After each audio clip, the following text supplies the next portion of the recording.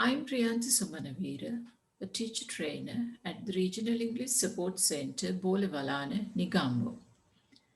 The topic of my action research is Impact of Guided Reading and Writing Pre-Practice Activities on Efficiency in Writing of Secondary Grade Students in a Type 1C School in the Education Zone, Nigambo. Every year, we visit schools to conduct student support seminars for G.C.E O-level exam. One of the major problems I observed is that majority of the students do not answer the 4 writing questions in the G.C.E O-level English practice papers and term and evaluation papers.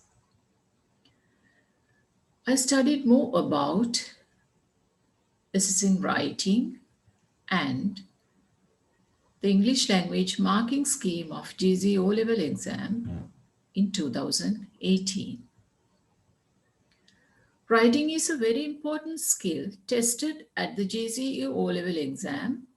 Questions based on writing are the least attempted among grade 11 students, especially average or below average students. Students should be taught the skills that are in the test and they need more guidance and practice. They should be provided opportunities to practice the taught skills and develop the students' ability to use the language when needed.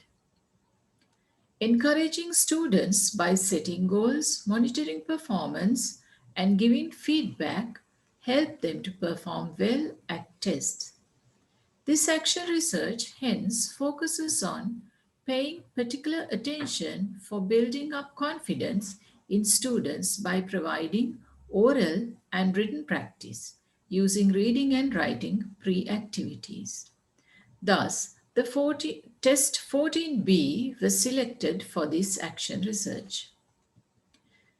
The objective is to investigate the impact of guided reading and writing pre-activities on students' efficiency in writing. I have 4 specific objectives.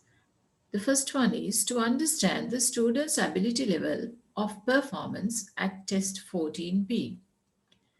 Next is to find out the reasons for the current level of performance of the students.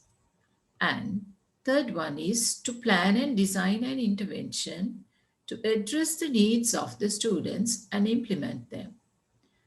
The fourth one is to evaluate the performance of the students after the intervention.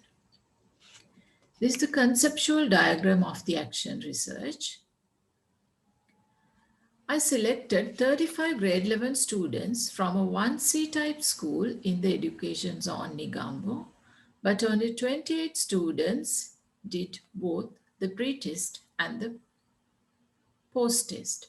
So I consider these 28 students for my data analysis. I planned 3 one-hour study sessions, including task sheets with reading and writing pre-practice activities ranging from simple to complex, including lots of oral practice. During the 3 study sessions, students were encouraged to do the following: to read and understand the question, to read the graph with understanding, to collect marks under given criteria, to build up comparative and superlative sentences, to build up paragraphs meaningfully, to use capitals and punctuations appropriately, to do lots of oral practice. I collected data qualitatively and quantitatively, informal discussions with the students and the teacher of English to get the views about the test 14B, and the completed task sheets were considered as qualitative data, and the marks of pre-test and the post-test are considered as quantitative data. These are the pre-test and the post-test marks and the attendance of 3 study sessions of the students. During the informal discussions before the intervention, these are some of the views of the students. I don't know what to write and how to write the answer. I can't understand the question. The question is not familiar to me and I haven't answered any writing questions so far. These are some of the views of the teacher of English. They are very lazy to write. Though I explain the question in singular, they don't write. They don't know the spellings and correct grammar. End of the 3 study sessions, these are some of the views of the students. Now I can understand the question. If this was done earlier, I would score more marks at the last term test. Now I know how to write a description about a graph. Now I understand what we have to write. Please teach us to write answers to the other writing questions in this way as well. This is the comparison of pre-test and post-test marks. The average of the pre-test marks is 1.7 and the average of the post-test marks is 5.2. It is a significant improvement, and 9 students got 0 marks at the pre-test while none got 0 at the post-test. And all the students got below 5 marks at the pre-test and only 14 students got below 5 marks and all the other 14 students got above 5 marks for the post-test. These are some of the answer scripts of the pre-test and these are some of the answer scripts of the post-test. The action research is to investigate the impact of guided reading and writing pre-practice activities on students' efficiency in writing. Then the marks of pre-test and the post-test were analyzed.